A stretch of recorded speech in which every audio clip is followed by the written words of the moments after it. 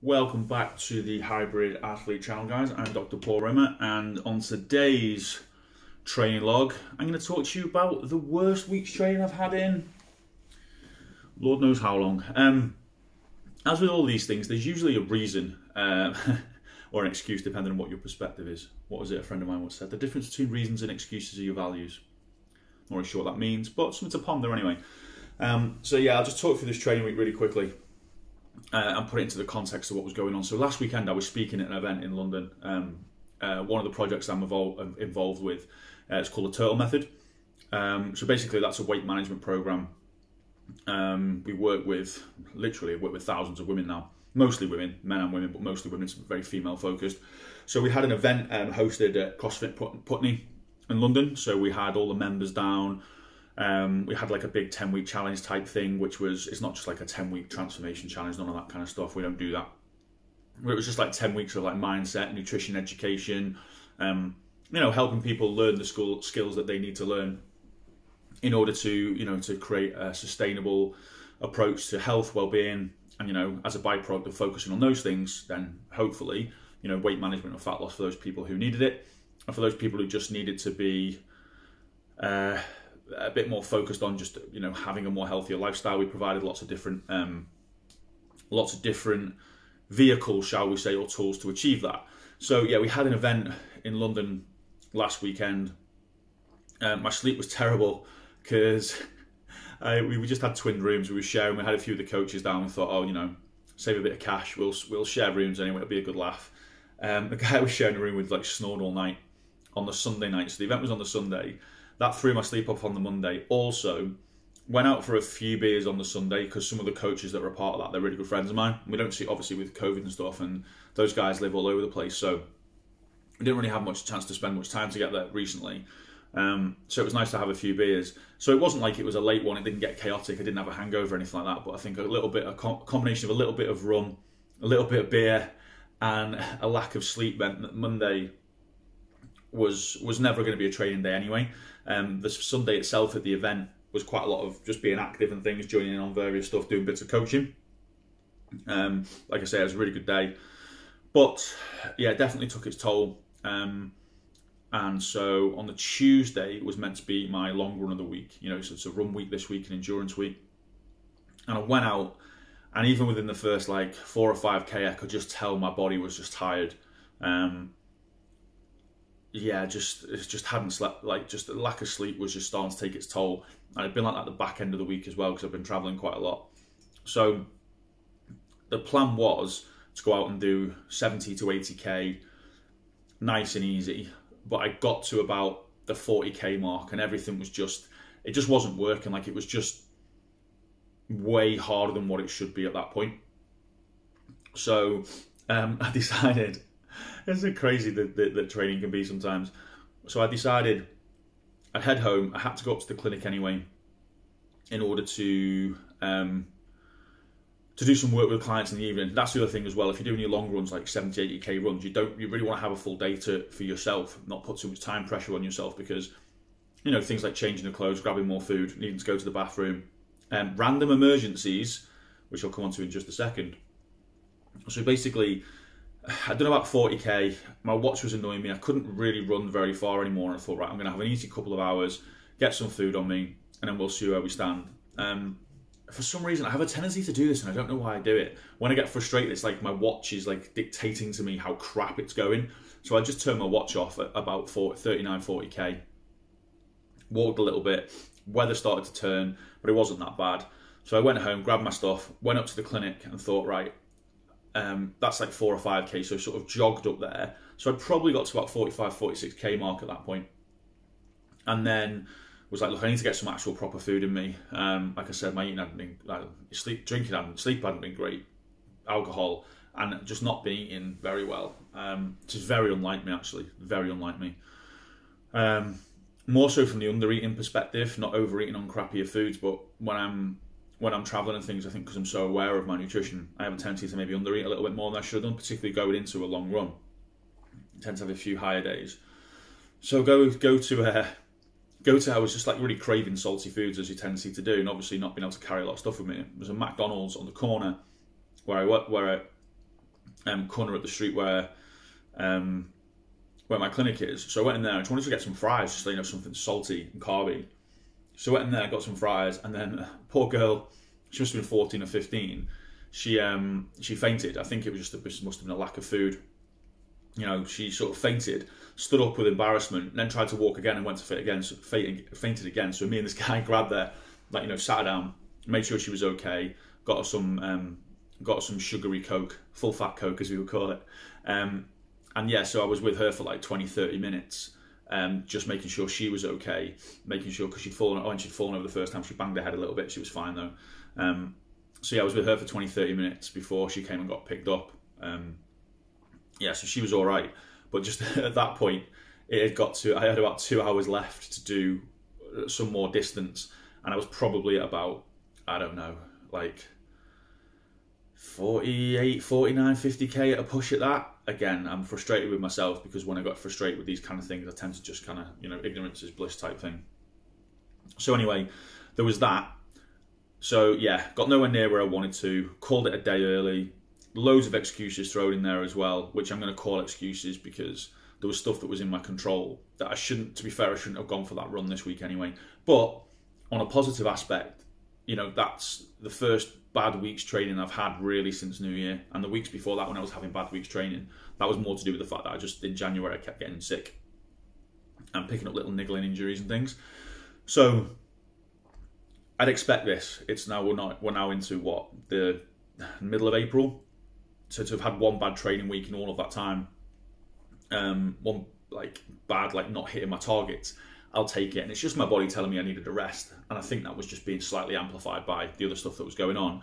So I'm not going to beat myself up too much. But then the reason it was a terrible training week was, so that was Tuesday. Wednesday was a recovery day. Just did some stretching, some mobility work. Thursday, I was back on the road again Thursday night. So Wednesday daytime, I went to do my swimming interval sessions, got to the pool was closed, there was an issue with the pool for maintenance. So I'd left the clinic when I could have done one training session to walk to the pool, which is about an hour away. But then I had to then go back home because I had calls in the afternoon. So it just completely scuppered my day, and the pool was closed. So then they were like, oh no, we'll be back open again on the Thursday. So I was in the clinic on the morning with athletes, went back to the pool on the Thursday and it was still closed. So yeah, so basically my swim didn't get done. Then I travelled down to London on the Thursday evening, because again, I'd normally stay a day later.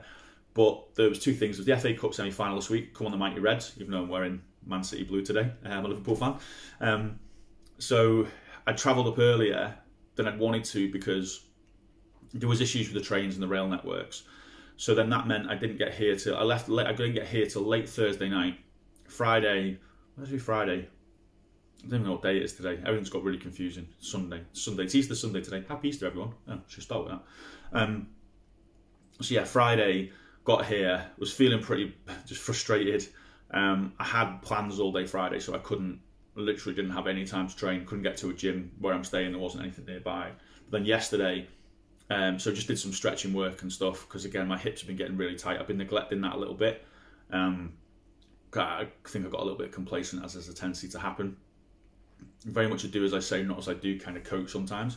So yeah, trying to learn those lessons. So I've literally just done another sort of stretching and rehab session on my hips. I wouldn't say rehab's the right word, but re-strengthening session, because I've had a tendency historically, even from a very young age, to get kind of like groin injuries. So yeah, I need to keep working on the strength on that, keeping on top of that.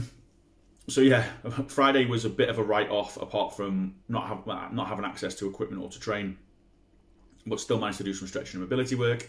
And then yesterday, I felt good again, had some good sleep, had a couple of days of good food, got myself back into a solid routine, body was feeling recovered again. So then yesterday, I just went and did 90 minutes of, it was my second session of the week, is normally that interval session, but I wanted to get some mileage in there as well, so I did some like long intervals, like just above threshold. So I was doing 12k an hour for 1.5 km, or just between 11.5 and 12k an hour for 1.5 km. For the first sort of 5 intervals with 500 meters recovery, and then I was going to those harder, faster intervals at close to 13k an hour for 1.5 km, and then recovered. And then I just worked up then to around about 12, 13k doing that. And then I just did a couple of K where I just banged the treadmill on incline and just did some uphill running as well, just to get that hip flexor strength there. There's lots of amazing hills here I could have run around. But to be honest with you, I had a busy day yesterday, had 90 minutes to train, and I also wanted to watch the football because, like I said, you know, one of the things I've always said is I wouldn't let this training, I mean, training for an ultra marathon, ultra endurance, hybrid athlete, you're always going to be limited by your lifestyle. And I always said that I wouldn't let my training get in the way of doing normal things. I'd made some promises for, you know, like friends' birthdays and things this weekend. So I wanted to get that session done, had 90 minutes, wanted to watch the Liverpool game. So I combined those two things. No harm, no foul, right?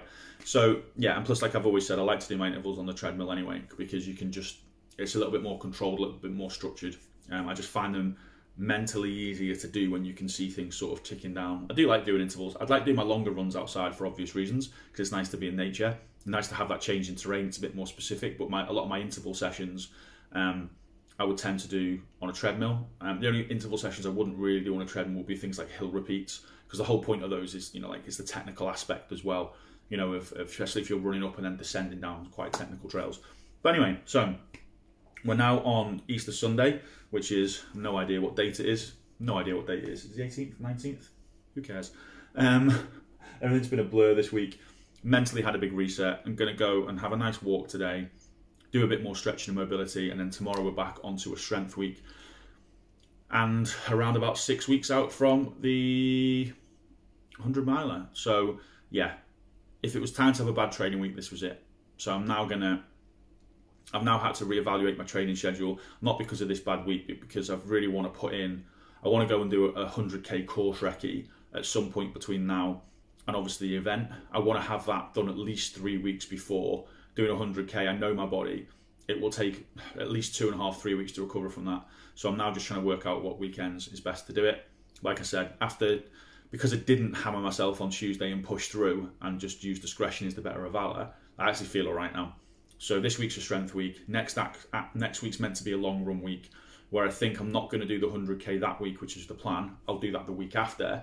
But next week will probably just be a bit of a semi-taper week into the 100k week. And then after that 100k, which I'm hopefully going to do the first weekend in May. I think the May bank holiday in the UK is like the 1st or 2nd, somewhere around there of May. So I'll do it that weekend, which is a couple of weeks' time. And then that gives me then 4 weeks then to kind of slowly taper off and peak into, get a little bit faster. No more long runs. I say no more long runs, but no more ridiculously long runs. And then crack on from there. So yeah, I will update you guys next week. I'll refresh on the training program, because there's a few things there that I'm going to have a look at. And now we're getting into the 4 week zone. Sorry, after this week, we're getting to the sort of 4 to 5 week mark until competition. That's where then the flexibility and the adaptability's always got to be there, but the flexibility in my training structure gets smaller. It's got to be, you know, I can't just move things around as much there as well. So up until now, it's been fine. Don't mind moving things around. But this last 4 or 5 weeks now is things need to go to plan in order to stop things like last week happening. So there'll be, no events, no silliness, no alcohol, no unnecessary trips places, because I've got the rest of the summer to do that. Right, guys, thanks for tuning in. Hopefully that was, I don't know if it was useful or not. Maybe it resonated with you. Hopefully it was at least a little bit moderately entertaining. If you found that useful, or you want to know more about useful things that I talk about, click the like and subscribe button. Can't remember if it's down this side or this side, one or the other. Click the like and subscribe button. Don't forget to check out my other playlists on this, which is a bit more science focused, and then my Q&A section as well. So check out those playlists, and yeah, happy training. Have a good week. Look after yourselves, you wonderful human beings. Peace.